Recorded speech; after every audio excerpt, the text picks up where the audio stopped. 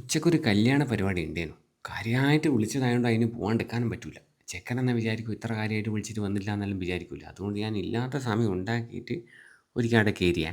അങ്ങനെ എന്നിട്ട് കുറച്ച് നേരം അവിടെ ഇരുന്ന് പിന്നെ എല്ലാവരും കഴിക്കാൻ വേണ്ടി പോകുമ്പോൾ എല്ലാവരും കൂടെ ഞാനും ഫുഡ് അടിക്കാൻ വേണ്ടി പോയി. നല്ല ബ്രോയിലർ ചിക്കൻ ബിരിയാണി ഞാൻ കേട്ടോ. കുറച്ചായി ഞാൻ ഫ്രൈ ചെയ്ത് ചിക്കൻ പീസ് ഇട്ടിട്ടുള്ള ബിരിയാണി കഴിച്ചിട്ട്. ഇനി അതുകൊണ്ടാണോ എന്നറിയില്ല, നല്ല ടേസ്റ്റ് തോന്നിനി. ഇതിനിടയ്ക്കെല്ലാം കഴിച്ചിട്ടില്ല എല്ലാം ലഗോണേനും. അങ്ങനെ ബിരിയാണിയും ചിക്കൻ ഫ്രൈ എല്ലാം കഴിച്ച ശേഷം ഒന്ന് കണ്ണൂർ ടൗണിലേക്ക് പോയാൽ ഇത് അന്നേ ദിവസം ഏകദേശം സമയം ഒരു ഉച്ച കഴിഞ്ഞ് ഒരു 1:45 ചായ കുടിക്കാൻ വേണ്ടി കയറ്റി ഒരു സ്പോട്ടിൽ. അവിടുന്ന് ചായയും മുട്ട പപ്സും കഴിച്ച് ഒരു കാരിയപ്പവും കഴിച്ച്. പിന്നെ കുറച്ച് കാര്യങ്ങളൊന്ന് ചർച്ച ചെയ്യാനുണ്ടായിരുന്നു. അപ്പോൾ ആ ചർച്ചേൻ്റെ ഭാഗമായിട്ട് നമ്മളെല്ലാവരും കൂടെ ഒരു സ്പോട്ടിൽ ഫുഡ് അടിക്കാൻ വേണ്ടി കയറി. ഇത് റെയിൽവേ സ്റ്റേഷൻ്റെ അടുത്ത് തന്നെയുള്ളൊരു സ്പോട്ടാണ്. അവിടെ കയറിയിട്ട് ഞാൻ ആടുന്നൊരു ആട്ട പൊറോട്ടയും വാങ്ങിച്ച് അവിടുന്ന് ഒരു അൽഫാമുമാണ് പറഞ്ഞത്. അൽഫാമ് കുഴപ്പമില്ല, അത്യാവശ്യം മസാലേൻ്റെ ഫ്ലേവറെല്ലാം പിടിച്ചിട്ടെല്ലാം ഉണ്ട്. പക്ഷേ അവിടുന്ന് ഇവിടുന്ന് ഓരോ തറ്റത്തുനിന്നെല്ലാമായിട്ട് ആ ഒരു പുകേൻ്റെ ചുവയുണ്ടല്ലോ, അത് എനിക്ക് അത്യാവശ്യം തീരെ കുറവല്ലാണ്ട് അടിക്കുന്നുണ്ടായിരുന്നു. ആട്ട പൊറോട്ട ടേസ്റ്റ് ഉണ്ടായിരുന്നു കേട്ടോ. അങ്ങനെ അതെല്ലാം കഴിഞ്ഞ് പിന്നെ ഞാൻ നേരെ പോയത് രാത്രി എനിക്കൊരു നിക്കാഹ് പരിപാടി ഉണ്ട് ഏകദേശം വടകരേൻ്റെ അടുത്ത്, അങ്ങോട്ടേക്കാണ്. ആടെ എത്തിയപാട് വെൽക്കം ഡ്രിങ്കാണ് കിട്ടിയത്. പക്ഷേ ഞാൻ വെൽക്കം ഡ്രിങ്ക് വേണ്ടാന്ന് പറഞ്ഞ് കയ്യോടെ ഒരു മട്ടൻ സൂപ്പ് അങ്ങോട്ട് അടിച്ച്. നമ്മളെ ഏരിയയിലേക്ക് പോകുന്നതിനിടയ്ക്ക് കണ്ട കാഴ്ചയായത്. എൻ്റെ അമ്മോ, സഹിക്കുന്നില്ല കേട്ടോ കണ്ടിട്ട്. ഷുഗർഡ് ആയിട്ടുള്ള അങ്ങോട്ട് മാറ്റിയിട്ട് കൈയിട്ട് വാരി തിന്നാനാ തോന്നുന്നു കാണുമ്പോൾ. അലാക്ക് എൻ്റെ കൺട്രോൾ പോയി. മിക്കവാറും ഞാൻ കഴിച്ചു പോയി അത്. അങ്ങനെ നേരെ അടുക്കളയിൽ പോകുമ്പോൾ കാണുന്ന കാഴ്ചയാണെങ്കിൽ ചിക്കൻ ഫ്രൈ പൊരിക്കുന്നു, അപ്പുറത്തുനിന്ന് മീനെല്ലാം പൊരിക്കുന്നു. എൻ്റെ അമ്മോ, മണങ്ങനെ അടിച്ച് കയറുന്നുണ്ട് മൂക്കിലേക്ക്. അപ്പോഴത്തേക്കും മുനാവർ അലി ശിഹാബ് തങ്ങൾ എത്തി. പിന്നെ അവരെ ചടങ്ങിലേക്ക് അങ്ങോട്ടേക്ക് കടന്നു. നമുക്ക് പിന്നെ ആടെ പ്രത്യേകിച്ചൊന്നും ചെയ്യാനോ കേൾക്കാനോ കാണാനോ ഒന്നും ഇല്ലാത്തതുകൊണ്ട് ആടെ ഞാൻ പെട്ടെന്ന് മാറാൻ നോക്കുമ്പോഴത്തേക്കുണ്ട് ആടെ ഈത്തപ്പഴോ ചോക്ലേറ്റും കൊടുക്കുന്നത്. പിന്നെ അത് ഇങ്ങോട്ടേക്ക് വാങ്ങിച്ച് അത് കഴിച്ചിട്ട് ഞാൻ വേഗം ഫുഡിൻ്റെ സെക്ഷനിലോട്ടേക്ക് അങ്ങോട്ട് പോയി. എന്തെല്ലാം ഉള്ളതെന്നെല്ലാം കാണിച്ചു തരാം. മടക്ക് ചപ്പാത്തി ഉണ്ട്, ടയർ പത്തിരി ഉണ്ട്, നെയ്പ്പത്തലുണ്ട്, പൊറോട്ടയുണ്ട്, മട്ടൻ ബിരിയാണി ഉണ്ട്. മട്ടൻ ബിരിയാണീൻ്റെ തൊട്ട് സൈഡിലായിട്ട് ബീഫ് റിബ്സ് വിത്ത് റൈസ് ഉണ്ട്. അതിൻ്റെ തൊട്ട് സൈഡിൽ കായപ്പുഴുക്കുണ്ട്. അതിൻ്റെ ഇപ്പുറത്തെ സൈഡിൽ നല്ല ബീഫ് ഉണ്ട്. പിന്നെ ചിക്കൻ ഫ്രൈ ഉണ്ട്, 2 ടൈപ്പിലുള്ള മീൻ പൊരിച്ച ഉണ്ട്, ഫിഷ് കറി ഉണ്ട്, ദാൽ ഫ്രൈ ഉണ്ട്. അതിനോട് ചേർന്ന് തന്നെ അത്യാവശ്യം ചെറുതല്ലാത്തൊരു സാലഡ് കൗണ്ടറും ഉണ്ട്.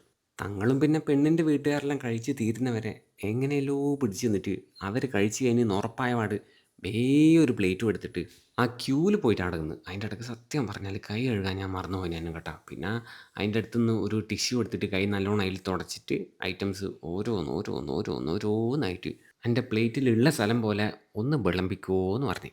പിന്നെ ആ ചിക്കൻ സ്റ്റൂ ഉണ്ടേനുവേ. അപ്പോൾ അതും കൂടെ ലേശം എൻ്റെ പ്ലേറ്റിൽ ഒരു സൈഡിലാടി വെച്ചിട്ട് ഞാൻ അവിടെ പോയി ഇരുന്നിട്ട് ഒക്കെ കഴിക്കാൻ തുടങ്ങിയേ. ഇതാണ് ആദ്യം കഴിച്ച ഐറ്റം. ഇതിൻ്റെ പേര് മണവാട്ടി ഫ്രൈ എന്നാണ്. നല്ല ടേസ്റ്റിനാണ് കേട്ടോ, നല്ല മസാല അല്ലേനും. പക്ഷേ ചിക്കൻ്റെ ഉള്ളിൽ കുറച്ചും കൂടെ ഒന്ന് ഫ്രൈ ആവാനുണ്ടേനു, കുറച്ചും കൂടെ ഒന്ന് കുക്കാവാനുണ്ടേനു.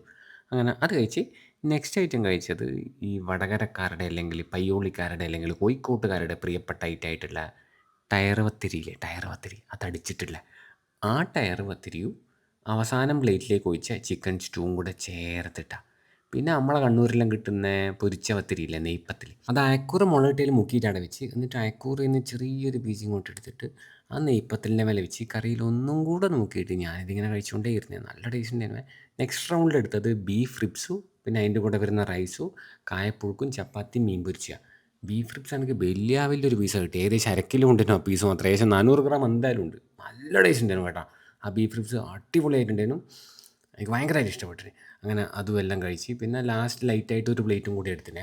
അതും കഴിച്ച് ഇത് നേരെ ഡെസേർട്ട് സെക്ഷനിലേക്ക് പോയി ഗുലാബ് ജാമുൻ കഴിക്കാൻ വേണ്ടിയിട്ട്. പക്ഷേ ആടെ എത്തിയാലോ എനക്കെന്തോ ഒരു ഉൾവിളി, ഭയങ്കര കുറ്റബോധം ഉണ്ടാകും കഴിച്ച് കഴിഞ്ഞാൽ എന്നുള്ള.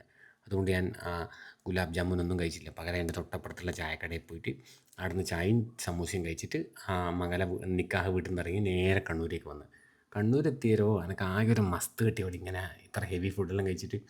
അപ്പോൾ ഞാൻ നമ്മളെ ബല്ലാട് റോഡ് ഒരു ഷെയ്ക്കിൻ്റെ കടയുണ്ട്, സ്മൂത്തിഫൈ എന്ന് പറഞ്ഞാൽ, അവിടെ പോയിട്ട് അവിടുന്ന് ഒരു വിത്തൗട്ട് ഡ്രൈ ഫ്രൂട്ട് റോസ്റ്റഡ് എന്ന് പറഞ്ഞാൽ ഈ ഒരു ഷെയ്ക്കും കുടിച്ച്.